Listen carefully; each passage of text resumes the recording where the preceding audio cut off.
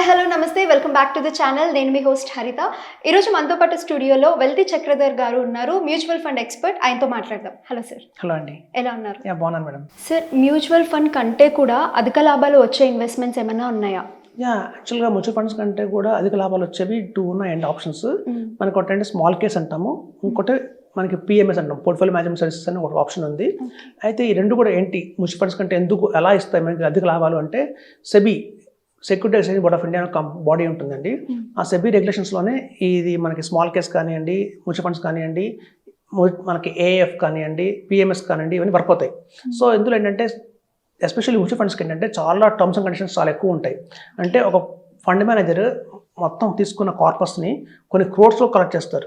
చేసిన అమౌంట్ని దగ్గర 6% కంటే ఎక్కువ కంపెనీలు పెట్టకూడదని, వాళ్ళు ఇన్వెస్ట్మెంట్ చేస్తే అన్ని సెక్టర్స్లో ఇన్వెస్ట్మెంట్ చేయాలి. అంటే లైక్ ఐటీలో ఇన్వెస్ట్మెంట్ చేయాలి, ఫార్మాలో ఇన్వెస్ట్మెంట్ చేయాలి, ఆటోలో ఇన్వెస్ట్మెంట్ చేయాలి, అలా అన్నింటిలో ఇన్వెస్ట్మెంట్ చేయాలి. కొన్ని రూల్స్ ఉంటాయి.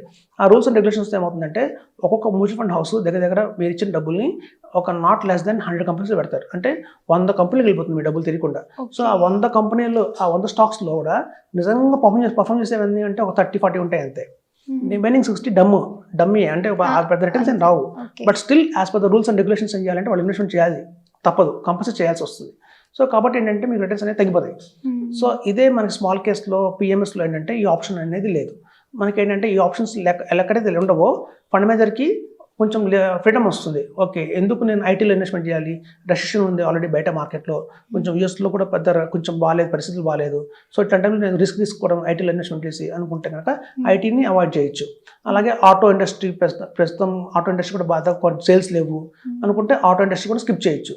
సో ఎక్కడైతే వీళ్ళకి పెద్ద పొటెన్షియల్ లేదు అనుకుంటున్నారో అట్లాంటి సెక్టర్స్ని కొంచెం వీళ్ళు అవాయిడ్ చేసి, ఏవైతే అధిక లాభాలు వచ్చే సెక్టర్స్ ఉన్నాయో అట్ ప్రెజెంట్ ఎఫ్ఎంజీసీ కావచ్చు, లేకపోతే బ్యాంకింగ్ ఫైనాన్షియల్ సర్వీసెస్ కావచ్చు, లేదంటే మన ఆటో, మన ఫార్మా కావచ్చు, ఇట్లాంటి బాగున్నాయి అనుకున్న స్టాక్స్ మాత్రమే వీళ్ళు పిక్ చేసుకుంటారు. సో దాంతో ఏమవుతుందంటే వాళ్ళకి అధిక లాభాలు వస్తాయి. ట్రాన్స్పరెన్సీ అండి. ఇప్పుడు చూడండి, మీరు పోర్ట్ఫోలియో చూస్తే suppose Nippon India small cap fund కొట్టిన, హెచ్డిఎఫ్సి మిడ్ ఆపర్చునిటీస్ ఒక ఫండ్ ఉంది. అలాగే మనకి కొటక్ ఫ్లెక్సీ క్యాప్ కావచ్చు. అలా ఏదన్నా ఫండ్ తీసుకుని మీరు కనుక పోర్ట్ఫోలియో కొడితే మీకు కనిపిస్తాయి 100 కంపెనీస్ వాళ్ళు ఎక్కడ పెట్టారని చెప్పేసి. So portfolio of the fund అని కొడితే మీకు వచ్చేస్తుంది. సో అలాగే స్మాల్ క్యాప్లో కూడా అవే ఉంటాయి. స్మాల్ కేస్లో కూడా చూస్తే ఆ స్మాల్ కేస్ కంపెనీ కూడా ఈ పెట్టేది ఫిన్లాక్స్ క్యాబిల్స్ కావచ్చు, ఫెడరల్ బ్యాంక్ కావచ్చు, కెనరా బ్యాంక్ కావచ్చు, యాక్సిస్ బ్యాంక్ కావచ్చు, సెయింట్, అలా మిట్రీ టెక్నాలజీస్ కావచ్చు, అలా కొన్ని టెక్నాలజీస్ ఉంటాయి. సో మనకు కనిపిస్తుంది కంటికి వాళ్ళు ఎక్కడెక్కడ ఇన్వెస్ట్మెంట్ చేశారు ఏంటి అని. సో మనం కంపేర్ చేస్తే ఆ రెండింటి పక్కన పెట్టుకొని ఇందులో మీకు కేవలం 30-40 స్టాక్స్ ఉంటాయి అంతే. ఇందులో చూస్తే మీకు 100 స్టాక్స్ ఉంటాయి. సో కాబట్టి ఏంటంటే మనకి ఈ డిఫరెన్స్ అక్కడే తెలుస్తుంది. ఓకే, తక్కువ స్టాక్స్ కొంటున్నారు కాబట్టి, మంచి స్టాక్స్ కొంటున్నారు కాబట్టి మనకి రిటర్న్ ఎక్కువ వస్తుందని తెలిసిపోతుంది. అలాగే పిఎంఎస్లో కూడా అంతేనండి. పిఎంఎస్లో కూడా ఏంటంటే వాళ్ళు లిమిటెడ్గా ఓన్లీ 20 స్టాక్స్లో ఇన్వెస్ట్మెంట్ చేస్తారు. ఇట్లా 30, 40, 100, 50 కంపెనీలు ఇన్వెస్ట్మెంట్ చేస్తే ఏమవుతుందంటే రిటర్న్ అనేది డైల్యూట్ అయిపోతుంది. సో పిఎంఎస్లో కూడా ఇప్పుడు చూడండి, చాలా మంది తెలియని విషయం ఏంటంటే, కొటక్ ఉందనుకోండి, కొటక్లోనే పిఎంఎస్ ఉంటుంది, కొటక్లోనే మ్యూచువల్ ఫండ్ ఉంటుంది, కొటక్ వాళ్ళ దగ్గర ఏఎఫ్ ఉంటుంది. అలాగే నిప్పాన్లో కూడా మ్యూచువల్ ఫండ్ ఉంటుంది, పిఎంఎస్ ఉంటుంది, ఏఎఫ్ ఉంటుంది. అలాగే ఐసిఐసిఐ కూడా పిఎంఎస్ ఉంటుంది, ఐసిఐసిఐ పిఎంఎస్ ఉంటుంది, ఐసిఐసిఐ మ్యూచువల్ ఫండ్ ఉంటుంది, ఐసిఐసిఐ ఏఎఫ్ ఉంటుంది.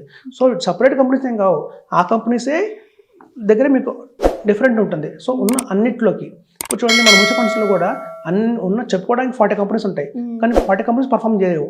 అందులో కొన్ని చాలా డల్ కంపెనీస్ ఉంటాయి. సో అట్లాగే స్మాల్ కేసెస్లో కూడా, ఈవెన్ ఏఎఫ్లో కూడా, ఈవెన్ పిఎంఎస్లో కూడా కొన్ని ఫండ్ హౌసెస్ పర్ఫార్మెన్స్ బాగా చేస్తున్నాయి. సో అవి మనం అది చూసుకుని ఆ రెస్పాన్సిబిలిటీ మంది. సో ప్రస్తుతం ఉన్న మార్కెట్ కండిషన్స్లో ఏ స్మాల్ కేస్ బాగుంది, ఎవరి ఏఎఫ్ బాగుంది, ఎవరి పిఎంఎస్ బాగుంది అనేది మనం సరే అడ్వైస్ చేస్తాం కాబట్టి కస్టమర్స్కి వాళ్ళకి అధిక లాభాలు పొందొచ్చు. ఓకే, ఒకటండి 1 crore తెచ్చుకోవాలన్నా, ఇప్పుడు చూడండి మ్యూచువల్ ఫండ్స్లో మనకి 1 crore కావాలి అంటే కనుక అట్లీస్ట్ మనం ఒక 10 years వెయిట్ చేయాల్సి వస్తుంది. అదే కనుక పిఎంఎస్ స్మాల్ కేసులో మీకు కేవలం 5 ఏళ్లలోనే 1 crore అనేది వస్తుంది. సో సార్, ఈ పిఎంఎస్ అండ్ స్మాల్ కేస్ ఇవి రెండు చూసుకుంటే అసలు ఏ టైంలో అయినా టెన్షన్ లేకుండా కళ్ళు మూసుకొని ఇందులో నేను ఇన్వెస్ట్ చేయొచ్చు అనుకుంటే అది ఎందులో పెట్టుకోవాలి? స్మాల్ కేస్ అంటే ఏంటంటే బిలో 50 lakhs. ఇప్పుడు చూడండి, ఒకటే condition, 50 lakhs and above investment చేస్తే PMS, 50 lakhs and below investment చేస్తే స్మాల్ కేస్. స్మాల్ కేస్లో మినిమం వచ్చి 2 lakhs నుంచి ఇన్వెస్ట్మెంట్ చేయొచ్చు. 2 lakhs, 3 lakhs, 5 lakhs కూడా ఇన్వెస్ట్మెంట్ చేయొచ్చు. సో అది స్మాల్ కేస్.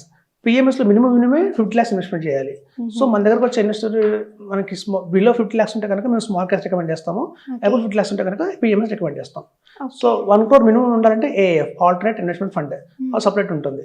సో అట్లా వాళ్ళు పట్టిన బడ్జెట్ బట్టి మనం రికమెండేషన్ చేస్తాం.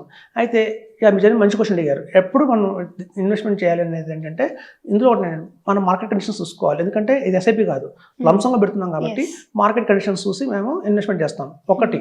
ఇంకోటి లంసంలో పెట్టేటప్పుడు చాలా టెన్షన్ ఉంటుంది. నార్మల్ టెన్షన్ మేమేం చేస్తామంటే రీసెంట్గా కూడా మొన్న ఒక క్లయింట్ మన పిఎంఎస్లో పెట్టారు 50 lakhs. సో 50 lakhs పెట్టినప్పుడు మేము ఏం చేస్తామంటే అందులో కేవలం 20 lakhs ఈక్విటీలో పెట్టి 30 lakhs మేము ఏం చేస్తామంటే లిక్విడ్ ఫండ్లో పెడతాం. లిక్విడ్ ఫండ్లో పెట్టి 5 lakhs లాగా ఒక 6 months మనం డివైడ్ చేసి మనం ఇన్వెస్ట్మెంట్ చేస్తాం ఈక్విటీలో. ఎందుకంటే మనం 50 lakhs ఒక్కసారిగా మేము ఇన్వెస్ట్మెంట్ చేయం. ఈవెన్ స్మాల్ కేస్లో కూడా 5 lakhs తీసుకున్నా కూడా 5 lakhs తీసుకెళ్ళి మేము ఒక్కసారిగా మార్కెట్లో ఇన్వెస్ట్మెంట్ చేయం. ముందు 2 lakhs పెట్టిన తర్వాత మెల్లగా 50,000 మనం ఇన్వెస్ట్ చేస్తాం. సో కాబట్టి ఏమవుతుందంటే మార్కెట్ కండిషన్స్ బట్టి కొంచెం తగ్గాక ఇన్వెస్ట్మెంట్ చేస్తాం కాబట్టి రిటర్న్స్ అనేవి బాగా వస్తాయి. ఓకే, అదే ఈఎంఎఫ్ కాకుండా ఇంకేదైనా ఇన్వెస్ట్మెంట్ ఉంటుందేమో అని చాలా మంది అనుకుంటారు. అండ్ అలా అనుకునే వాళ్ళకి ఈ వీడియో 100% యూజ్ అవుతుంది. చాలా థ్యాంక్స్ అండి. అందరూ నమస్కారం అండి. నా వెల్లి చక్ర ఛానల్ని సబ్స్క్రైబ్ చేసిన ప్రతి ఒక్కరికి థ్యాంక్స్ చెప్పుకుంటున్నాను. అలాగే నా వెల్లి చక్ర ఛానల్లో మనం స్టాక్స్ గురించి, మ్యూచువల్ ఫండ్స్ గురించి, రియల్ ఎస్టేట్ గురించి, హెల్త్ ఇన్సూరెన్స్ గురించి ప్రతి ఒక్కరికి ఉపయోగపడే సబ్జెక్ట్స్ మనం తీసుకొస్తున్నాం. కాబట్టి అది మీకు, మీ ఫ్రెండ్స్కి, మీ రిలేటివ్స్కి ఎంతో ఉపయోగపడుతుంది. కాబట్టి లైక్ చేయండి, సబ్స్క్రైబ్ చేయండి, షేర్ చేయండి. మీకు ఏమైనా సందేహాలు ఉంటే ఈ కింద నా స్క్రోల్ నెంబర్లో కాల్ చేసి నన్ను కాంటాక్ట్ అవ్వచ్చు. Thank you.